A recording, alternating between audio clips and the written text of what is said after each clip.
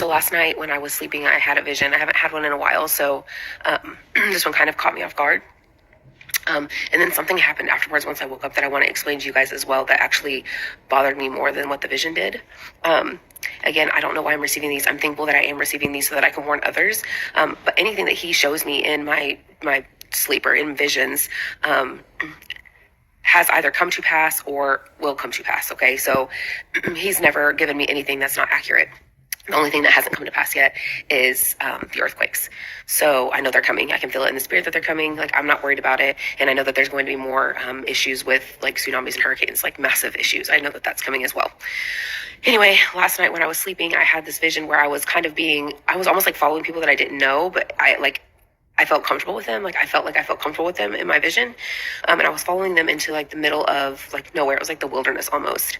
One thing that I do remember is everything was like there was no green anything. Like the ground was dust, the trees were dried up, like there was no life like on anything. Like everything was just, I don't know, like burnt up. It kind of looked like it was toasted a little bit. Like there was no green life. And I was following this lady. She didn't have any clothes on, which I noted. And she led me to her like group of people. Like some of them I could tell were her family. I couldn't tell if some of them were others were her family. It looked like maybe it was like a group of people that had gotten together because, you know, they didn't have anywhere else to go. Anyway, they were all out together in this wilderness and they were around like a fire and they were sitting there. And the one thing that I did notice was they all seemed like they were sucked of energy. And some of them had clothes on, some of them didn't have clothes on. The ones that did have clothes on were really like torn up and ratty. They didn't have much. They had very little with them, like personal belongings. And they told me to come sit. And so I came and sat with them. I had somebody else with me. I don't know who it was, but it was somebody who was traveling with me. And we sat down together and there was a little girl that sat next to my friend or whoever was with me.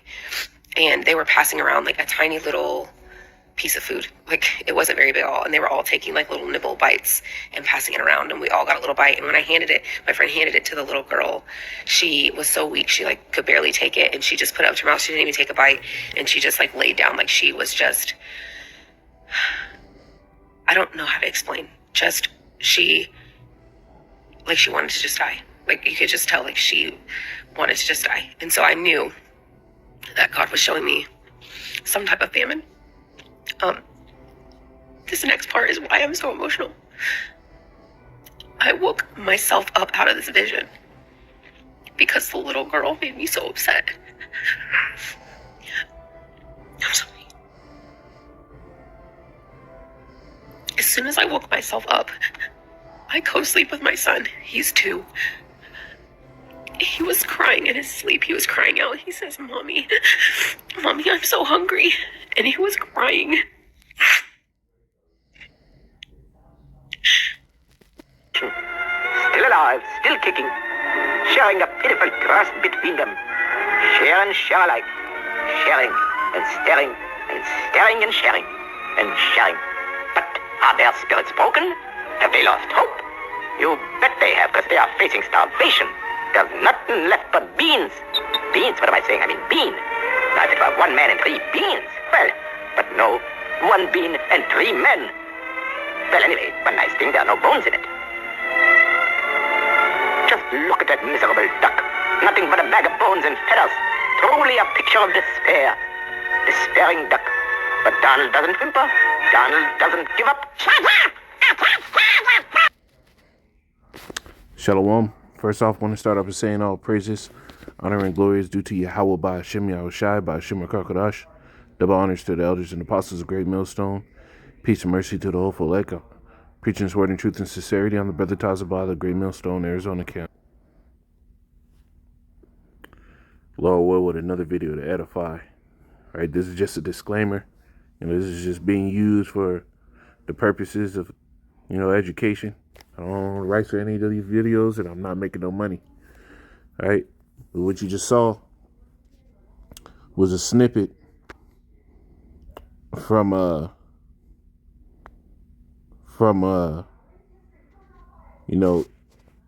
Mickey Mouse. And as you heard the dude said, they were starving. There was a famine, and the woman just detailed her vision. It was that scriptural. She just detailed her vision of a famine. and how there was nothing green in the land. All right, the scriptures talk about the she said she said in her dream there was nothing green. It says the grass, Isaiah 48, the grass withereth, the flower faded, but the word of Yahweh shall stand forever. All right, that foliage ending, the plenteous years over. We're in that time, man. We're in that time, and famine is something that the scriptures deal heavily with, because eating is one of those things where it's not guaranteed for you, right? A lot of people took the fact that they were able to eat, live good, all this stuff, women going to all these expensive ass restaurants, putting these unrealistic expectations on men for first dates, spend 200, 500, and niggas was out there really doing that, walking away with no box. So now we're in the days where the Lord is really going to start affecting people's flesh. This is Matthew 24:7. For nation shall rise against nation, and kingdom against kingdom, and there should be famines and pestilences and earthquakes in diverse places. All these are the beginning of sorrows. This is just the start, right? If you go back and watch this, right, this nigga ended up going wild. Daffy Duck ended up going wild, and these a lot of times what you don't understand is that these are old cartoons. Really, these were cartoons were really originally used as a means for propaganda, and were actually made for adults. So these old school cartoons like this, really adults was watching it. It was like it's like one of those things where it was like very relatable. Right? So famine is something that you're gonna deal with. And you see this nigga, this is how he snap. Look how he snap. Let me see if I get it. Look, this nigga snap. Ate that, the fork, the spoon, crashing. This nigga's crashing out. And a lot of people are gonna crash out in these days. When they can't feed their stomachs, their children ain't eating. Right? She said she said in her dream. She said in her dream that the kid that she saw was gonna eat didn't even have the strength to put the food to their mouth. Right? Lamentation 2:11, it says, my eyes do fill with tears, my bowels are troubled, my liver is poured upon the earth, for the destruction of the daughter of my people, because the children and the suckling swoon in the streets of the city. They say to their mothers, where's corn and wine? Where's all this food we was eating? What happened? We ain't eating in 2 days. What's going on? I'm hungry. It says, when they swooned as the wounded in the streets of the city, when their soul was poured out into their mother's bosoms, right? Crying into their mom's bosoms. I mean, look up some videos on the situation in Lebanon, right? Look up some videos on the situation over there, how those people are starving. That's going to be in America. But over there in the East, right? Those people are used to eating one meal a day. They're used to eating less. So imagine when here in America, where people are just accustomed to just filling their faces all the time, right? There was an article I wanted to get.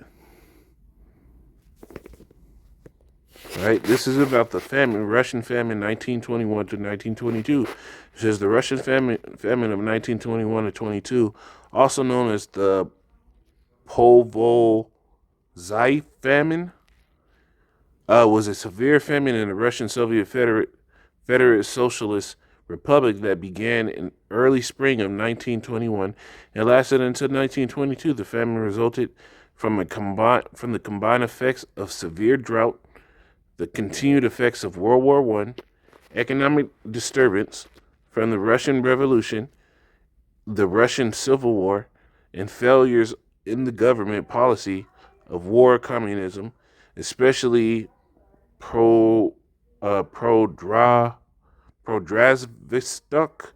I don't know how to say that. It says it is exacerbated by rail systems that could not distribute food efficiently. Right? You had all those train derailments here in the States. You had the problems with the shipping. Logistics is all messed up. And it's still messed up right now. Then you have stores shutting down everywhere.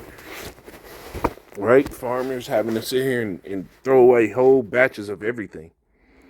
And you have drought. All these things are here in the U.S. right now. Right? The scriptures talk about that which has been. Look at that, Ecclesiastes 1. Ecclesiastes 1 and 9. It says, the thing that had been is that which is. It is that which shall be, Salakia, and that which is done is that which shall be done. There is no new thing under the sun. These events, when you look into history, this is what is happening right now in the U.S. And all this stuff is exacerbated. The U.S. has what? Issues with civil unrest. You got hella migrants here going ape shit right now. You have political divides. You got foreign wars popping off. You have a lot of political divide, and then you have distribution issues and drought in a lot of places. And when it wasn't drought, it was extreme flooding and weather conditions that was just, killing all those crops. You see, this is what it is. This is what it is. So when you look at the situation, it's only going to get worse. And the scriptures talk about the evil arrows going to Ezekiel 5 and 16. But I want to build up to it, right? Because Ezekiel 5 go in, right? Ezekiel 5 and 10, it says, therefore the father shall eat the sons in the midst of thee, and the sons shall eat their fathers. And I will execute judgments in thee. In the whole remnant of thee will I scatter into all the winds. And this has already happened, but it's going to happen again. Right? It's all there's a cycle in judgment. The Lord said, what? He likened his judgment unto a ring, as there is no slackness in the first, there's no swiftness in the last, roughly paraphrasing. Right? These things recycle because people keep doing the same BS. It says, wherefore as I live, say Yahweh, surely because thou hast defiled my sanctuary, I will with all thy detestable things, with all thy abominations, therefore will I also diminish thee. Neither shall mine eyes spare, neither will I have any pity. A third part of thee shall die with the pestilence, and with the famine, and with famine shall they be consumed in the midst of thee. And the third part shall fall by the sword about thee, and I will scatter the third part into all the winds, and I will draw out my sword after them. Right? This is what the Lord promised in those days. What do you think is going to happen now? Right? Let me get this, man.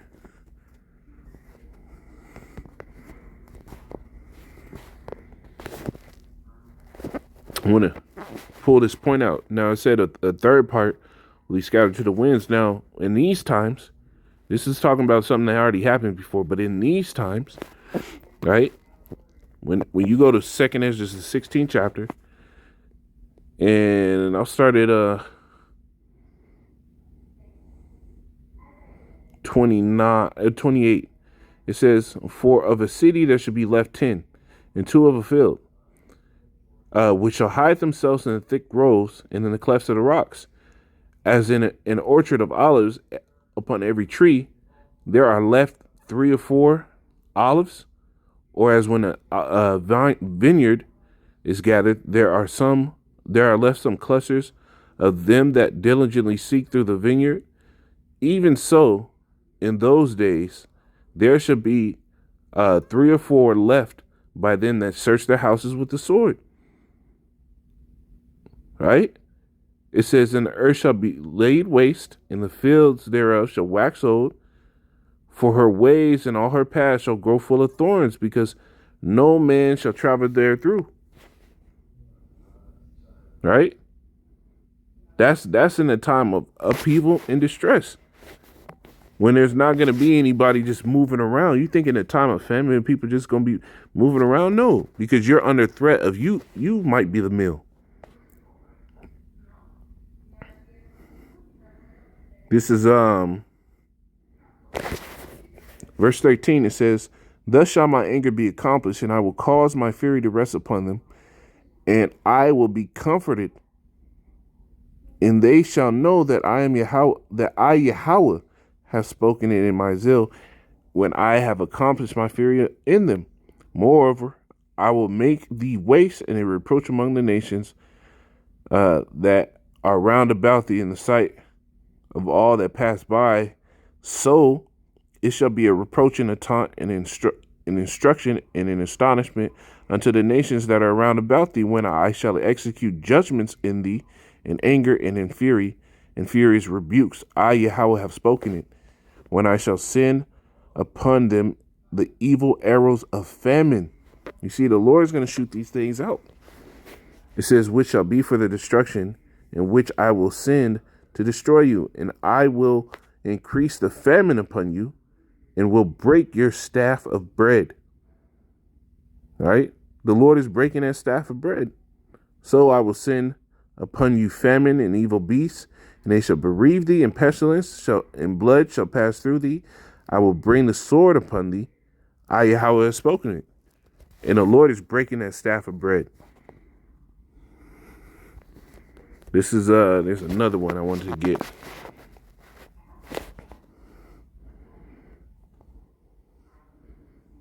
Ezekiel 14.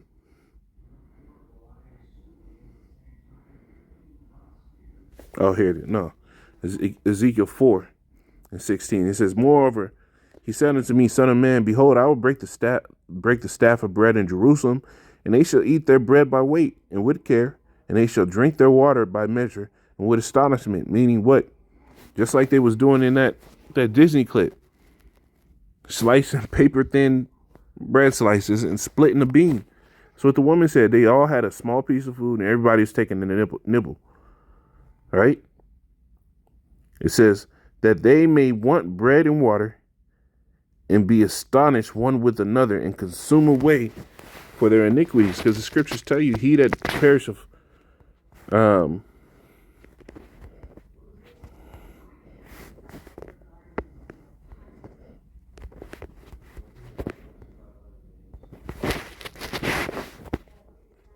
this is I think what is that, Lamentation?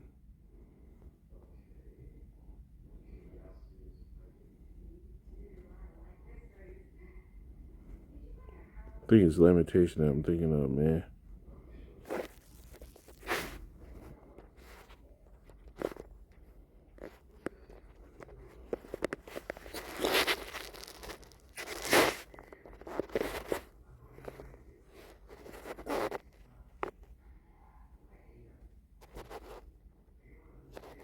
Yeah, here it is. Lamentation 4:9. It says, they that be slain with the sword are better than they that be slain with hunger. For these pine away stricken through for want of the fruits of the field. All right? To go out by famine, man, that's a terrible death. Your mind starts slipping, your body starts devouring itself till you get to the point where you no longer can even function because your body end up devouring your brain, the nerve cells of your brain. So now you're in perpetual pain. Famine ain't no joke, but that's what's coming. That's what's coming, man. But for brothers that have done what the Lord said, he said,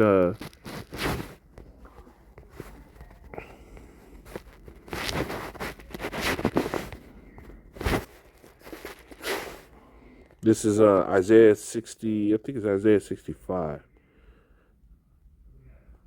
Isaiah 65 and 13, it says, therefore thus say Yahweh power, behold, my servant shall eat, but ye shall be hungry. Behold, my servant shall drink, but ye shall be thirsty. Behold, my servant shall rejoice, but ye shall be ashamed. So if you serve the Heavenly Father, hey, you're going to be taken care of, man. Right? The Lord is going to take care of bros that took care of what he told you to. It says the workman is worthy of his meat. Behold, my servant shall sing for joy of heart, but ye shall cry for sorrow of heart, and shall howl for vexation of spirit. And ye shall leave your name for a curse unto my chosen, for Yahweh power shall slay thee, and call his servants by another name. So you brothers, man, just keep pushing, keep doing what you're doing, man, because we are building a spiritual art. Because what this woman dreamed in her dream is going to be here, man. Shalom.